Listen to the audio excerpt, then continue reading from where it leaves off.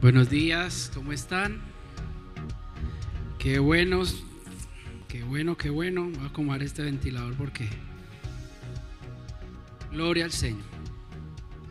Nos gozamos en esta mañana de poder estar con ustedes, de poder traer esta palabra que yo sé que no va a llegar vacía a sus corazones, que Dios va a obrar en nuestra vida. Amén. ¿Cuántos creen que la palabra de Dios no llega vacía? La palabra de Dios llega a nuestros corazones. Bueno, hoy también estoy muy feliz. Hace ya creo que cuántos meses, 5 meses creo, 4, no recuerdo. Mientras cantaba sufrí una lesión en una cuerda vocal. Fui al médico, me hicieron exámenes y me mandaron a no cantar. No era que el pastor estaba en disciplina. Usted dice, ay, pero el pastor, ¿por qué no volvió a cantar? Algo raro está pasando. No, era que no podía cantar. La fonoaudióloga me dijo que tenía prohibido cantar, que no podía cantar porque si no me lesionaba peor y ya entonces ya no iba a volver a cantar en la vida. Entonces yo bien juicioso dije, listo, va a ser muy difícil porque es como si un futbolista se lesionara, no puede jugar fútbol.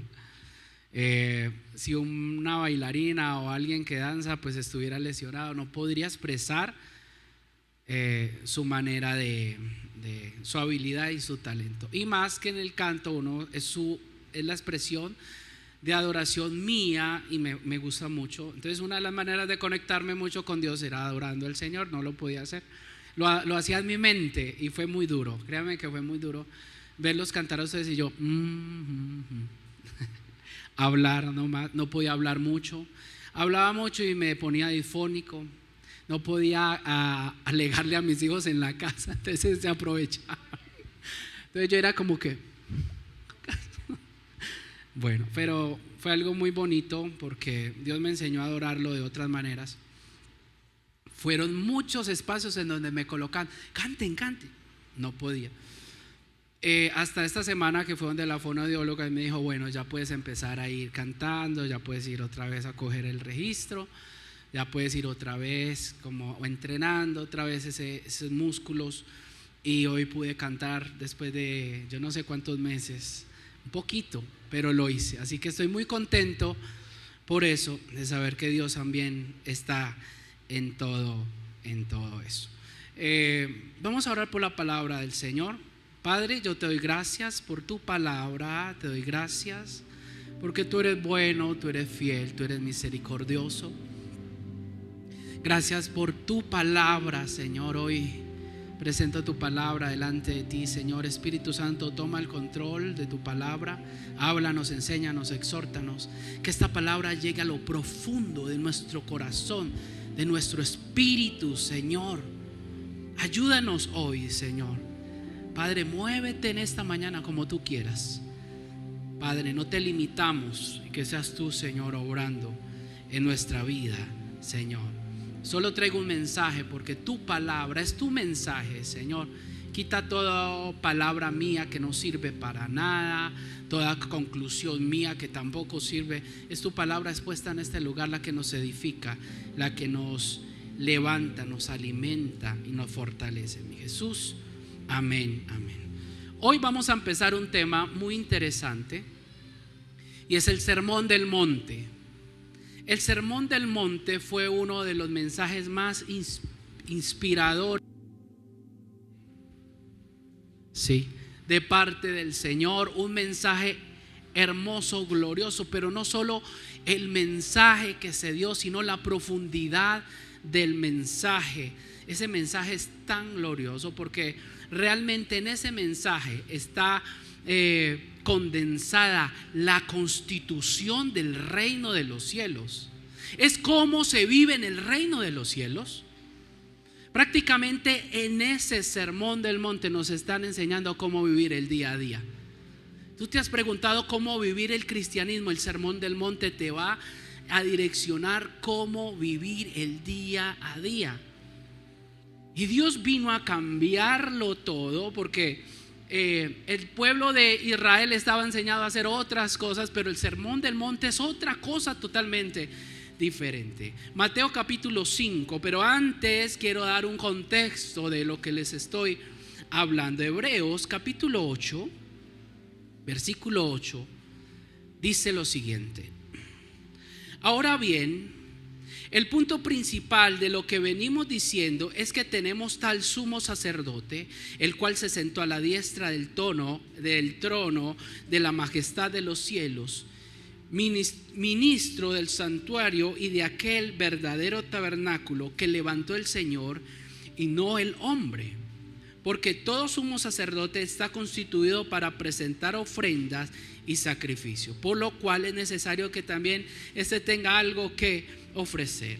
Así que si estuviese sobre la tierra, ni siquiera sería sacerdote, habiendo aún sacerdotes que presentan las ofrendas según la ley, los cuales sirven a lo que es figura y sombra de las cosas celestiales, como se le advirtió a Moisés cuando iba a erigir el tabernáculo, diciéndole: mira, haz todas estas cosas conforme al modelo que se te ha mostrado en el monte.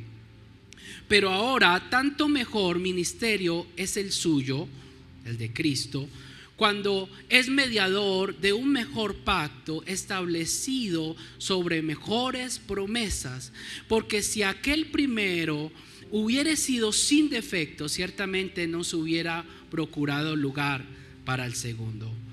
Porque reprendiéndolos dice: he aquí, vienen días, dice el Señor, en que estableceré con la casa de Israel y la casa de Judá un nuevo pacto, no como el pacto que hice con sus padres el día que los tomé de la mano para sacarlos de la tierra de Egipto, porque ellos no permanecieron en mi pacto y yo me desentendí de ellos, dice el Señor. Por lo cual este es el pacto que haré con la casa de Israel después de aquellos días, dice el Señor. Pondré mis leyes ¿en dónde? En la mente de ellos, y sobre su corazón las escribiré, y seré a ellos por Dios, y ellos me serán a mí por pueblo. Y ninguno enseñará a su prójimo, ninguno a su hermano, diciendo: conoce al Señor, porque todos me conocerán. Todos podremos conocer al Señor, desde el menor hasta el mayor de ellos, porque seré propicio a sus injusticias y nunca más me acordaré de sus pecados y de sus iniquidades.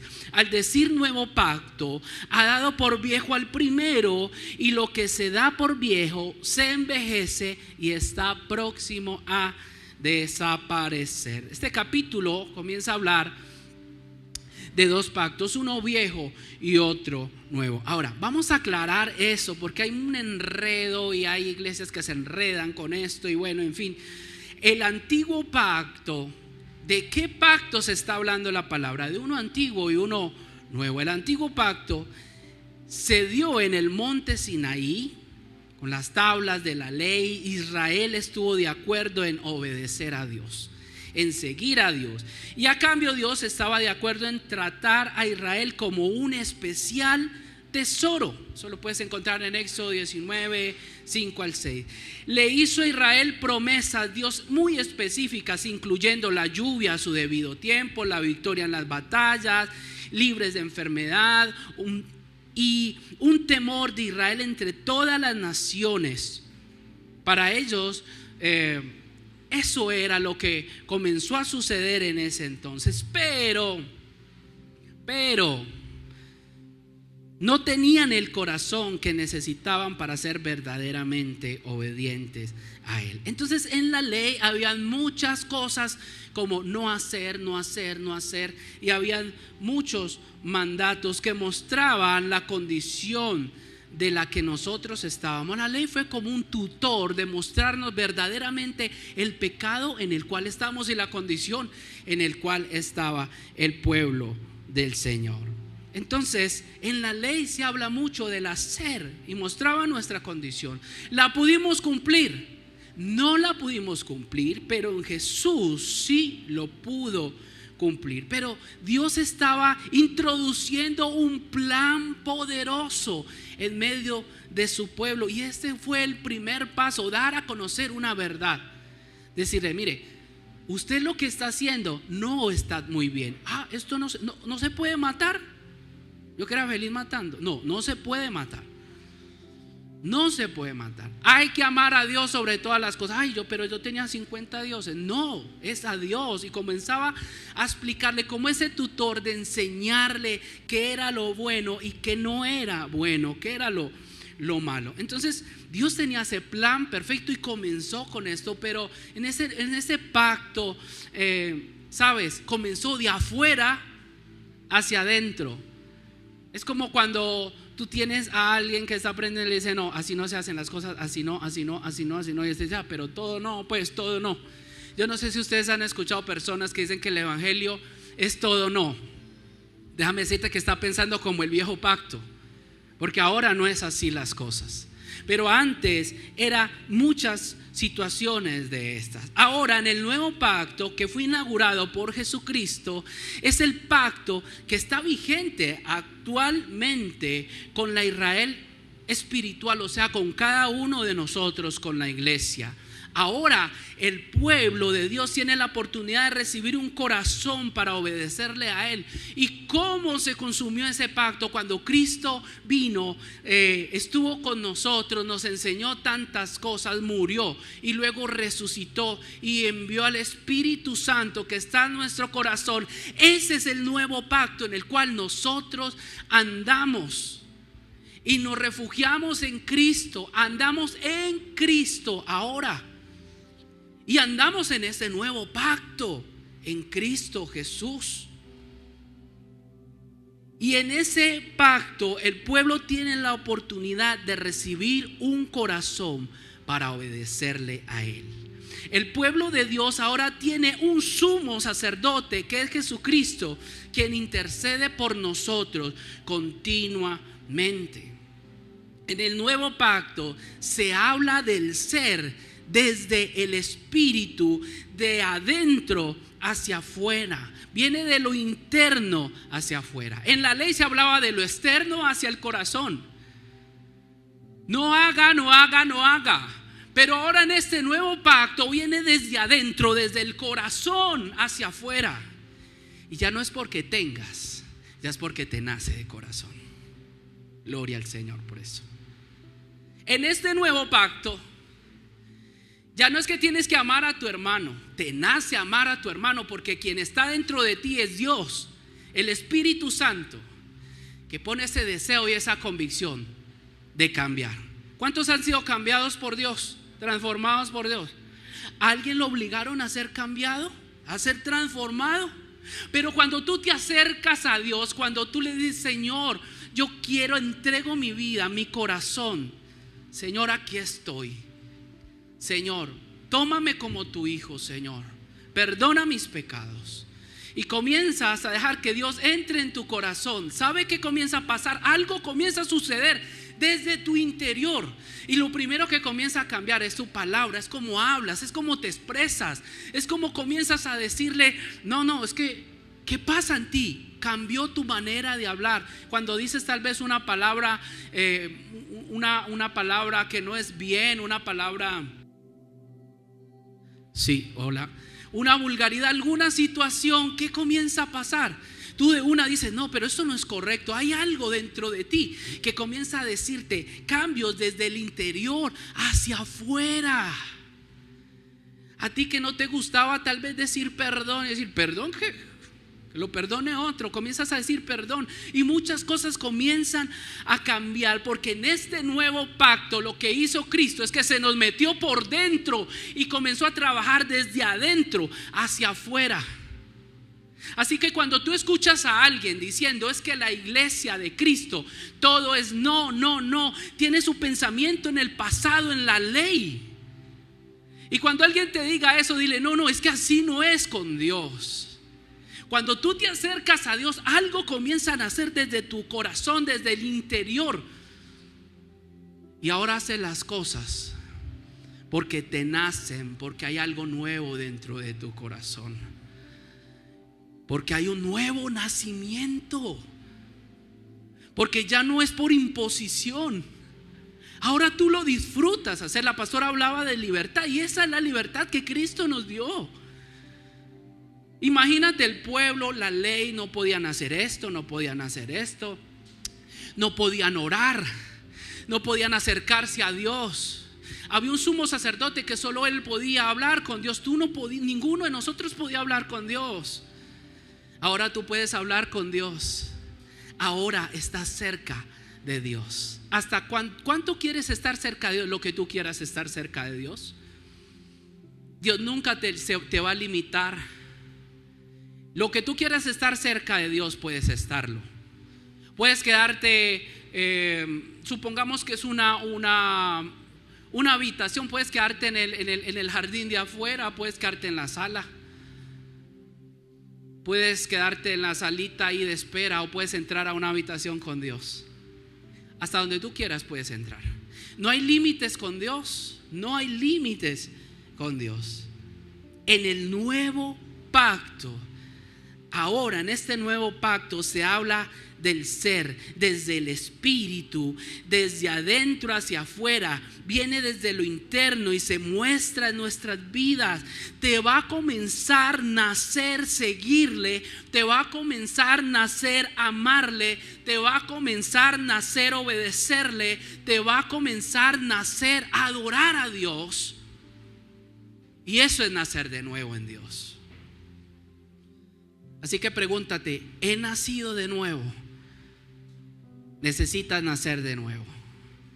Pero cuando vas a los pies del Señor, cuando abres tu corazón y dices: Señor, necesito nacer de nuevo. Por eso Jesús le dijo a este sacerdote: ¿sabes? Necesitas nacer de nuevo.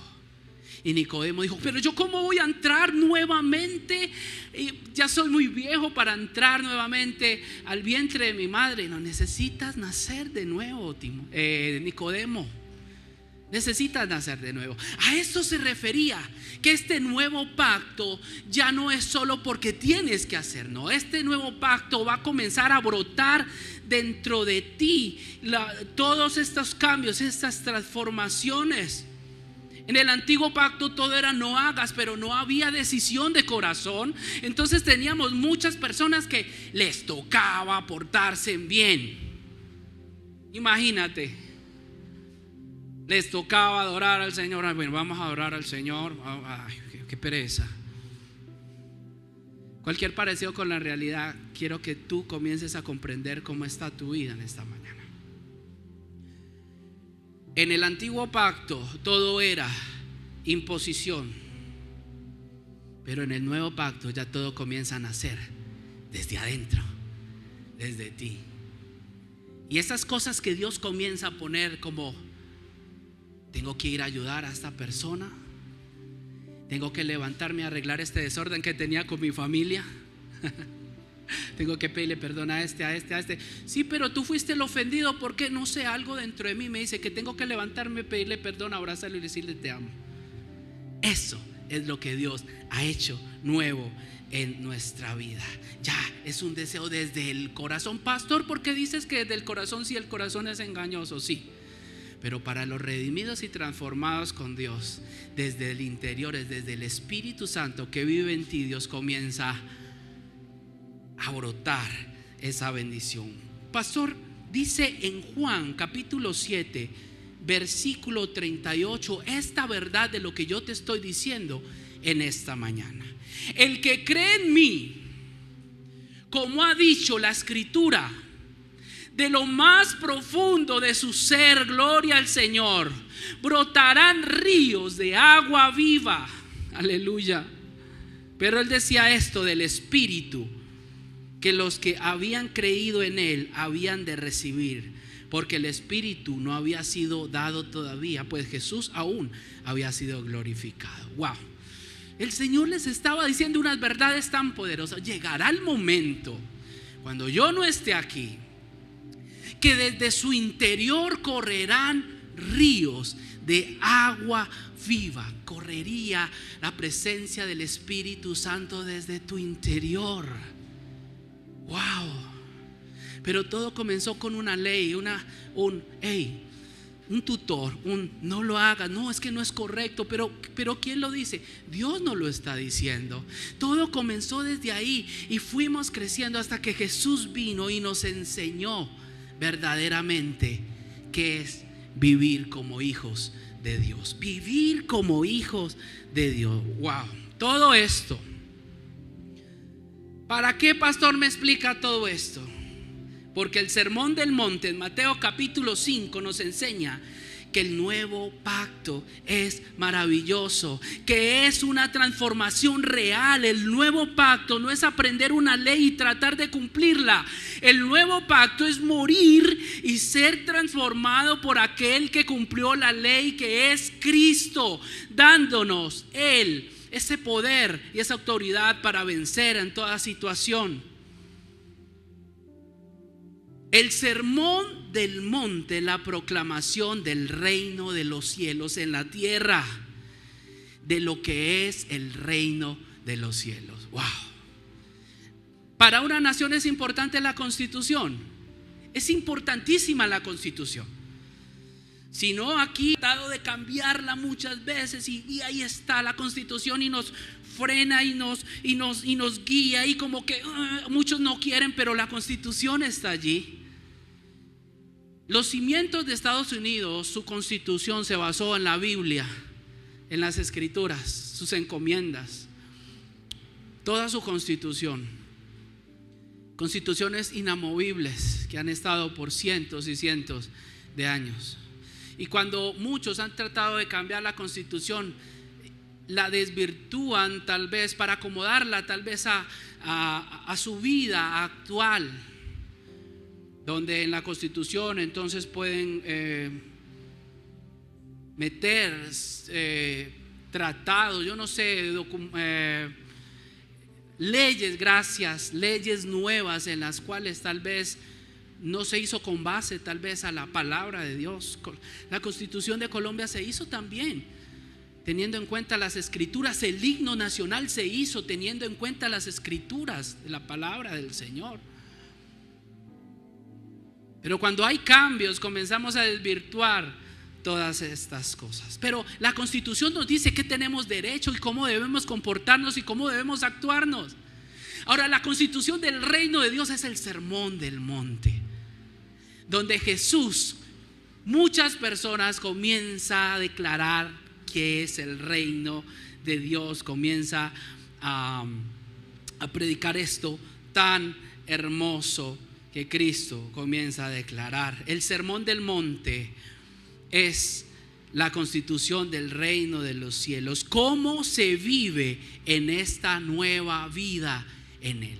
¿Quieres saber cómo se vive en Cristo?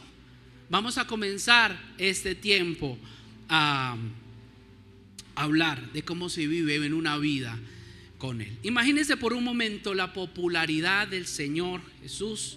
Corría por todo lugar en ese momento. Ahora está a punto de que sus discípulos escuchen un gran sermón, un mensaje que cambiaría la manera de pensar hasta ese día y abriría el camino hasta el día de hoy.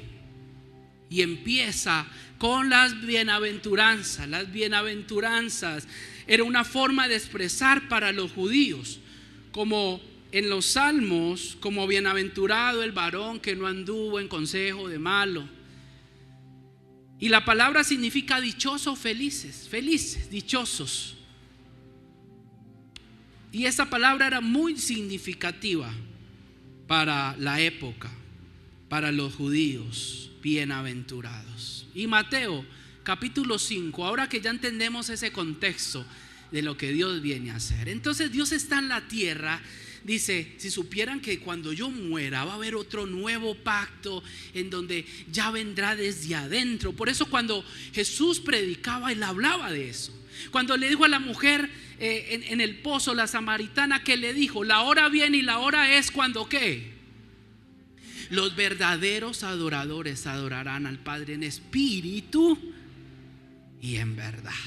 Se estaba acercando la hora, pero había que pagar un precio muy grande, había que pagar un alto precio. Tenía que morir Él, resucitar y después venir el Espíritu Santo que se nos iba a meter por dentro a cada uno de nosotros. Dígale al de lado, usted tiene al Espíritu Santo. Dígale así. Y el Espíritu Santo te va a ayudar en todas las cosas. Dile así, el Espíritu Santo, dígale a la persona que está al lado, te va a ayudar en todas las cosas. El Espíritu Santo te va a capacitar. El Espíritu Santo te va a formar, pero también te va a corregir. Gloria al Señor. Dice Mateo capítulo 5 así: el sermón del monte, las bienaventuranzas, un titulillo ahí, dice, versículo 1: viendo la multitud, subió al monte, y sentándose vinieron a él sus discípulos, y abriendo su boca les enseñaba diciendo. Ahora, cuando nosotros miramos el sermón del monte, pensamos que toda la multitud estaba allí con Jesús, y Jesús comenzó a predicarle a toda esa multitud. Dice que habiendo una multitud tan grande que estaba ahí, dice que Jesús subió al monte. Se fue para un monte, solo. Y cuando estaba en ese monte, dice que llegaron ¿qué? Sus discípulos, no sus apóstoles. No estamos hablando de los 12, estamos hablando de sus discípulos. Para ese entonces Cristo podría tener más o menos, 150, 300 discípulos. Y estos subieron allá y llegaron donde Jesús. Y Jesús comienza a hablarle ¿a quiénes? A sus discípulos. En Lucas capítulo 6, mirando lo que la palabra está diciendo, dice Lucas 6 versículo 20: y alzando los ojos hacia sus discípulos decía: bienaventurados vosotros los pobres, porque vuestro es el reino de Dios. O sea que él no alzó la mirada a toda la multitud, él se apartó porque tenía que decirles algo muy poderoso a sus discípulos. No a los apóstoles solo, a sus discípulos. Ya habían muchos discípulos en ese lugar. Y comienza a hablarle a sus discípulos, porque hablarle a sus discípulos es más fácil que hablarle a una multitud, porque tal vez no van a comprender todo lo que Jesús les iba a decir. Pero hablarle a los discípulos, uno habla muy diferente. Uno va más al corazón, uno comienza a que la palabra sea más fuerte, más sin tanta arandela, sino vamos al grano. Y esto fue lo que comienza a hacer Jesús en este sermón del monte. Y lo primero que vemos es que dice la palabra de Dios: y abriendo su boca les enseñaba diciendo: bienaventurados los pobres en espíritu, porque de ellos es ¿qué? Es el reino de los cielos. Y una de las cosas es que dice bienaventurados, no que serán bienaventurados. Bienaventurados, dichosos, felices. O sea, que el que practica cada una de estas enseñanzas recibirá inmediatamente la bendición de Dios. Y lo primero que encontramos es pobres de espíritu. Bienaventurados los pobres de espíritu, porque de ellos es el reino de los cielos. ¿Usted qué se imagina con esto de pobres de espíritu? Pobres. Y muchas veces comenzamos a decir: bueno, entonces una vida franciscana, vivir tal vez con los harapos rotos, muy modestamente. Pero sabes que pobreza, vivir pobres en espíritu es algo muy diferente a nuestra definición. Pobres viene de esta raíz tollos, que se escribe tojos, tollos, que significa mendigar. O sea que lo que está diciendo la palabra es: bienaventurados los que mendigan. Peor, bienaventurados los que mendigan. Y nosotros relacionamos la pobreza ¿con qué? Con la mendicidad, ¿cierto? Pero para los orientales es otra cosa, es un acto totalmente diferente. El acto de mendicidad para los orientales es un acto de humildad. Pero para los orientales nadie podía ser humilde si no tenía que renunciar, si no tenía un estatus al que renunciar, con el fin de mover a Dios a su misericordia. Y vamos a encontrar por la palabra de Dios muchas veces esa palabra humildad. Pero recuerde que humildad es renunciar a un estatus. Renuncia a este estatus. Renuncia a este estatus. Porque yo quiero aprender de Dios. Porque yo quiero mover el corazón de Dios. No me limito a esto, sino que quiero mover el corazón de Dios. Filipenses capítulo 2, versículo 5 nos va a hablar de la humildad. Recuerde que humildad para nosotros es: ay, qué humilde, no tiene tenis, tan humildes, mira, son tan humildes. ¿O no?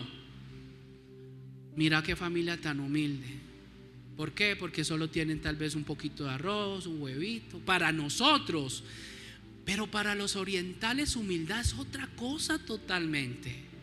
Es renunciar a un estatus social, económico, por Él. Un ejemplo de humildad podríamos decir en esta mañana: ay, mira a Pepita tan linda, tan humilde, barriendo la iglesia. Qué hermosa. Pero ¿qué hace Pepita? No, ella trabaja barriendo, arreglando las casas. Pues hay humildad en lo que está haciendo. No sé, creo que no.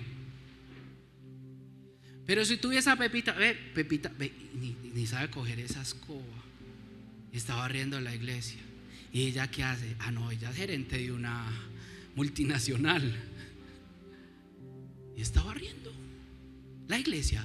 Sí, mira con ese trapito, no sabe ni cogerlo, pero ahí está.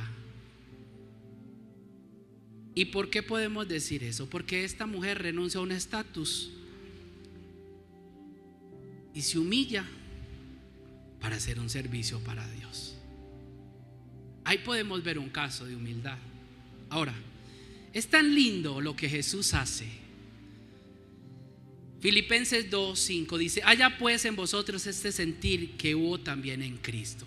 ¿Cuál fue el sentir que hubo en Cristo? Dice: haya pues en vosotros este sentir que hubo también en Cristo Jesús, el cual, siendo en forma de Dios, no estimó el ser igual a Dios como cosa a que aferrarse, sino que se despojó de sí mismo, tomando forma de siervo, hecho semejante a los hombres, y estando en la condición de hombre, se humilló a sí mismo, haciéndose obediente hasta la muerte y muerte de cruz. Jesús tuvo un acto increíble de humildad, el que se hiciera hombre y morir por nosotros, dejando su condición. Ahora, este mensaje de las bienaventuranzas no es para los pobres económicamente, sino para aquellos que decidan renunciar a sus estatus, a un estatus de humildad, para mover a Dios a misericordia, para acercarnos a Dios en humildad, para acercarnos en humildad a Dios.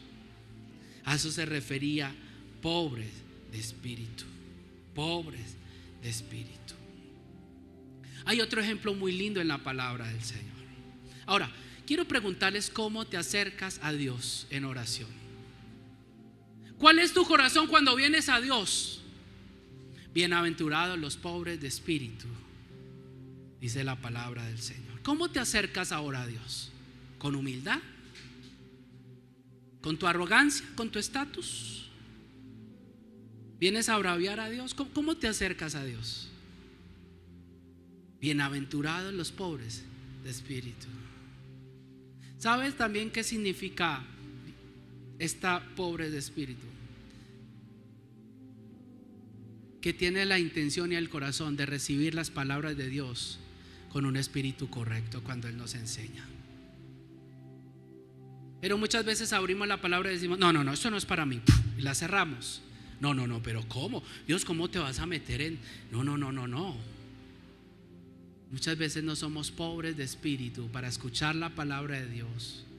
No somos pobres de espíritu para realmente dejar que la palabra de Dios tome efecto en nuestra vida y comience a transformar nuestra vida desde adentro hacia afuera. Porque hay orgullo en nuestro corazón, porque no queremos bajarnos de este estatus que tal vez tenemos teológicamente, espiritualmente, doctrinalmente. Y hay muchos que se aferran a eso. Se aferran a eso. Como si usted no predica con una corbata, no está ungido. Aleluya. ¿Quién dice eso, por Dios? Si usted no tiene una falda hasta los tobillos, no es ungida. ¿Quién dice esas cosas? Si usted no anda con la Biblia como un desodorante, no es un cristiano. Y ahí tiene que ya grande, ojalá sea más grande. Aquí. Pero solo está aquí, no está en su corazón y no está haciendo nada, hermano. La Biblia no se lleva solo debajo del sobaco, la Biblia se lleva dentro del corazón. Y el corazón comienza a hacer ¿qué? Una obra poderosa. Así es la palabra del Señor. Lucas capítulo 18, versículo 10. Mire lo que dice. 2 hombres. Y ustedes me van a, ahorita vamos a hacer algo aquí en esta mañana. Ustedes me van a decir cuál es el hombre que verdaderamente llegó con un espíritu humilde y cuál es el que llegó tal vez como con un espíritu orgulloso. 2 hombres subieron al templo a orar, y uno era fariseo y el otro era publicano. El fariseo puesto en pie. ¿Quién es el fariseo? Era el que sabía la ley, sabía las costumbres, se vestía como un sacerdote, era el hombre que levitaba, el hombre que lo tenían que mirar porque era el top religioso, era el ungido de Dios en ese tiempo. Ese era el fariseo. Es más, no miren mucho un fariseo porque mejor dicho, entras en problema. Bájale la mirada al fariseo. Uno era fariseo y otro era publicano, un hombre normal. El fariseo puesto en pie oraba consigo mismo de esta manera: Dios, te doy gracias porque no soy como los otros hombres, ladrones, injustos, adúlteros, ni aún como este publicano. Ay, qué oración tan. Imagínese usted orando y dice el publicano al lado: Señor, gracias porque no soy como este publicano, no soy adúltero, no soy esto, no soy esto. Ayuno 2 veces a la semana, doy diezmos de todo lo que gano. Mas el publicano, estando lejos, no quería ni aún alzar los ojos al cielo, sino que se golpeaba el pecho diciendo: Dios, sé propicio a mi pecador. ¿Cuál sería el hombre humilde en ese lugar? El segundo. Os digo que este descendió a su casa justificado antes que el otro, porque cualquiera que se enaltece será humillado, y el que se humilla será enaltecido. O sea que puede haber una espiritualidad equivocada en nosotros, y lo que quiere Dios es que por más que Él nos dé, no te sientas mejor que los demás, porque eso hace la religiosidad. Cuando tú sabes más de Dios, como que te vas como levantando. No, cuando sabes más de Dios tienes que estar más abajo. Y he escuchado muchos que dicen: oiga, aquí no saben orar. Es que ¿desde cuándo hay un manual de oración? Es que Pepito no tiene la unción. Y se puede ver, es como gente enaltecida. Otros se atreven a decir: hoy no estuvo Dios aquí. Como que no hubo unción, como si fueran el termómetro espiritual de Dios. Ahora son el termómetro espiritual de Dios. Hay que preguntarle como venga, hoy sí hubo hoy. Ah, bueno, qué pena. La manera correcta de acercarnos al Señor es con un rasgo muy valioso y se llama la humildad. ¿Cómo son tus oraciones? ¿Con ese rasgo de humildad? ¿Con ese rasgo de humildad? ¿O vas ahí a decirle al Señor: no, es que me tienes que dar, es que yo soy tu hijo, es que es esto es esto, y a la hora que yo le diga: Señor, en verdad hay humildad en tu corazón? Bienaventurados los pobres de espíritu. Bienaventurados los pobres de espíritu.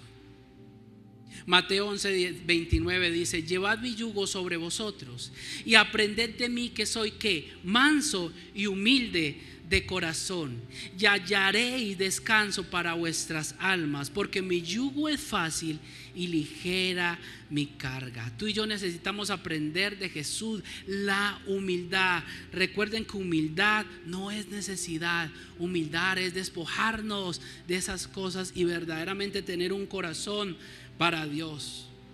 ¿Qué tal si aprendemos de Jesús? Que Jesús se humilló a sí mismo, nos humillamos nosotros mismos. ¿Sabes? Dice la palabra de Dios que Él se humilló a sí mismo. Y nosotros podemos humillarnos de dos maneras: humillarnos a nosotros mismos, o que las circunstancias nos humillen. ¿Cómo quieres humillarte delante de Dios? Y hay muchas personas que son tan egocéntricas y tan orgullosas en sus matrimonios que nunca le dicen te amo a su esposo o te amo a su esposa. Pero cuando se están a punto de divorciarse, ustedes ven esos hombres doblegando y llorando: ay, perdóname, te amo. ¿Por qué no lo dijo cuando estaba bien? Porque había orgullo en su corazón, porque había ego en su corazón. Hasta que una circunstancia no lo doblega, no abre su corazón. Y yo he encontrado hombres acuerpados que ni siquiera le daban la hora a uno: hola, ¿cómo está? Hola. Y la esposa: ay, tan linda. No, él es muy lindo. Es que él dijo con eso que los ama. Bueno. Amor, te amo. Pero cuando esa mujer se cansa y tal vez dice: ya no quiero estar contigo, vemos hombres llorando en una silla. ¿Pero por qué, Señor? Porque las circunstancias lo obligaron y lo humillaron. Pero Jesús, ninguna circunstancia lo humilló. Dice que Él se humilló a sí mismo. Dijo: yo me voy a bajar de esta posición que tengo y vengo con un corazón humilde a aprender. Eso es ser pobre en espíritu. ¿Pedir perdón yo? No, es que yo no le he hecho nada. Pero un pobre de espíritu dice: hey, me perdonas por lo que sentí. Entonces me perdono. No, pero si tú no hiciste nada, ¿qué hice yo? No, sí, pero yo también sentí cositas cuando usted me hizo eso. Pero me perdonas. Bueno, no, y perdóname a mí, porque eso hace el perdón. El perdón es tan sobrenatural que cambia y muda el corazón de la otra persona si esté cerrado y fuerte. Bienaventurados los pobres de espíritu, porque de ellos es el reino de los cielos. ¿Alguien quiere ser pobre de espíritu en esta mañana? Esta palabra me ha tocado mucho a mí. Por eso en Apocalipsis dice que cuando estemos delante de Él, tomarán sus coronas y les pondrán en los pies de Jesús. Y todo lo que recibieron lo pondrán allá y se humillarán delante del Señor, del Cordero de Dios. Pobres de espíritu. ¿Qué tal si cierras tus ojos en esta mañana?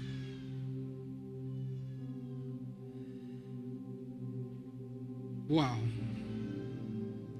Yo cuando entendía esto, reconocía muchas cosas en cuanto a mi oración, a mi adoración, en cuanto a venir a la iglesia. Muchas cosas.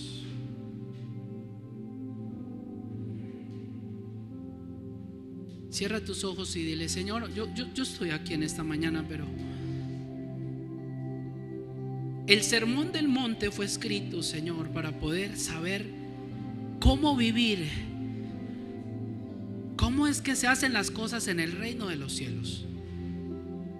Y con lo primero que nos encontramos, Señor,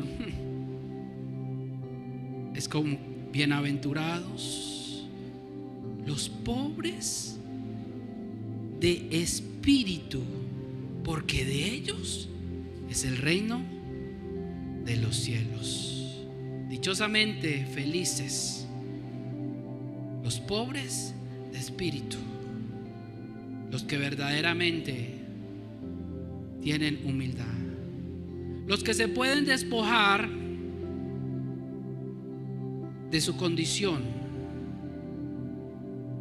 los que tal vez, Señor Jesús, ahí con tantas cosas, Dios, de su estatus, de todo lo que hemos recibido por años, no sé, puede ser ministerio, puede ser dones, talentos, puede ser mucho conocimiento de la palabra de Dios, pero que son capaces a renunciar a un estatus con el fin de decirle: Señor, tú eres más importante que cualquier cosa que yo pueda tener en mi vida, y te necesito y quiero seguir aprendiendo. Señor, enséñame. Un pobre de espíritu siempre va a ser permeado por la palabra. Un pobre de espíritu siempre va a dejarse guiar por Dios. Un pobre de espíritu andará en misericordia. Gracias, Señor, porque en este nuevo pacto el ser pobre de espíritu no será una imposición, nacerá desde nuestro corazón, crecerá desde adentro. Tus oraciones serán diferentes. Bienaventurados los pobres de espíritu, bienaventurados los pobres de espíritu, porque de ellos es el reino de los cielos. En otras palabras nos está diciendo: ¿sabes quiénes entrarán al reino de Dios? Los pobres de espíritu, aquellos que les importa a los demás, no solo ellos mismos, aquellos que verdaderamente son pobres de espíritu. ¿Qué tal si tú le dices al Señor: Padre, aquí estoy en esta mañana, en esta hermosa mañana, aprendiendo el sermón del monte? Bienaventurados los pobres de espíritu, porque de ellos es el reino de los cielos. Jesús, tú lo hiciste, papá. Tú te despojaste de toda gloria y te humillaste hasta lo sumo por amor, y hasta la muerte y muerte de cruz. Hoy oro, Señor, para que esta iglesia se humille a sí misma. A sí misma.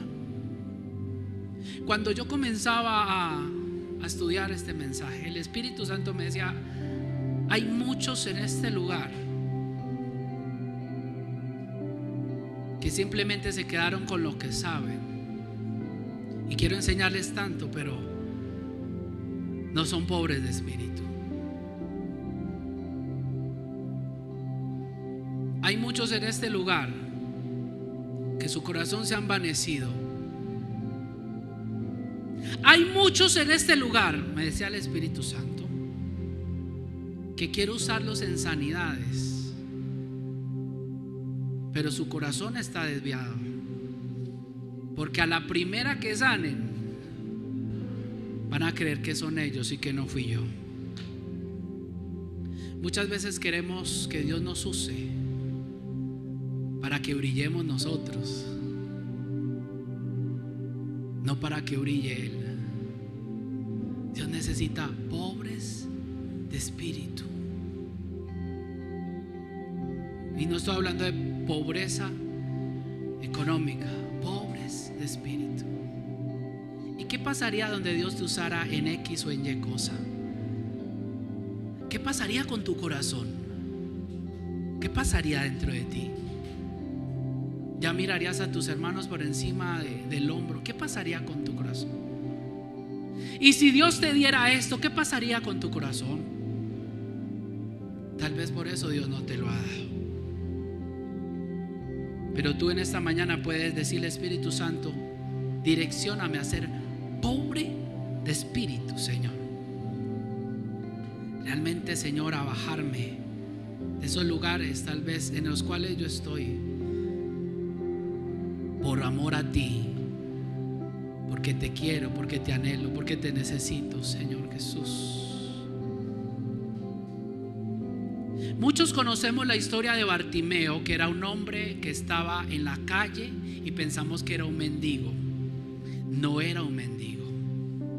Bartimeo tenía dinero porque tenía una capa, pero estaba en una posición de humildad, porque para los orientales eso es. Y muchos adinerados hacían eso. Bartimeo estaba sentado y no le importó su estatus, su nombre, su apellido, y gritó: Hijo de David, ten misericordia de mí. Porque podían encontrar en las calles hombres con buena posición, pero se humillaban para que tal vez algún profeta pasara, vieran su corazón y su condición, y Dios obrara en sus vidas y los sanara. Y con Bartimeo pasó, porque dice la palabra que tenía aún hasta capa. Pero Bartimeo, estando allí humillado, pudo encontrar lo que necesitaba, su vida, su milagro. Humillados pues bajo la poderosa mano del Señor, y Él los exaltará a su tiempo. Señor, anhelamos una iglesia, Señor, con un corazón, Señor, humilde, sencillo, Señor Jesús, apasionado por ti. Un corazón, Señor Jesús, que no se enfoque solo en ellos, que nos enfoquemos en ti, Señor Jesús. Padre, gracias por esta mañana, Señor. Toca cada corazón en esta mañana, Dios. Necesitamos ser tan sencillos, Señor Jesús. Hay una canción que me recuerda cuando yo hablo de esto, y dice así: quiero volver a empezar con un corazón sencillo, como al principio te conocí. Recuperar aquel sentir cuando mi deseo era vivir toda mi vida para ti. Necesito regresar a lo que viví cuando recibí tu perdón. Quiero volver a empezar contigo. Quiero volver a empezar con un corazón sencillo, como al principio te conocí. Recuperar aquel sentir cuando mi deseo era vivir toda mi vida para ti. Necesito regresar a lo que viví cuando recibí tu perdón. Quiero volver a empezar contigo. Para finalizar, dile así al Señor: Señor, si es necesario volver a empezar, quiero hacerlo, Señor. No más fariseísmo en mi vida, no sirve para nada.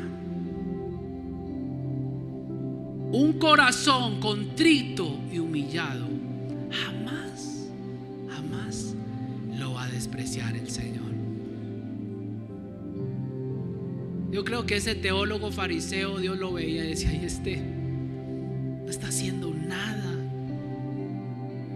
Pero ese publicano que se daba golpes de pecho y decía: Señor, soy tan malo, Señor, tan lejos de ti, pero aquí estoy, Señor Jesús. Tú sabes que te amo. Y hay muchas cosas, Señor, que tienen que cambiar de mí, pero te amo, Dios, ayúdame. Su oración llegó hasta el corazón de Jesús. Que tus oraciones comiencen a cambiar y a ser tan humildes delante del Señor. Y que comencemos como iglesia a despojarnos a sí mismos de muchas situaciones en las cuales realmente nos alejan de nuestro Señor Jesús. ¿Alguien le puede dar un aplauso al Señor en esta mañana? Gloria al Señor. Ponte en pie, ya vamos a terminar. Señor, te damos gracias, Señor, por esta mañana. Señor, llévanos en paz, en bendición, Señor, a nuestras casas.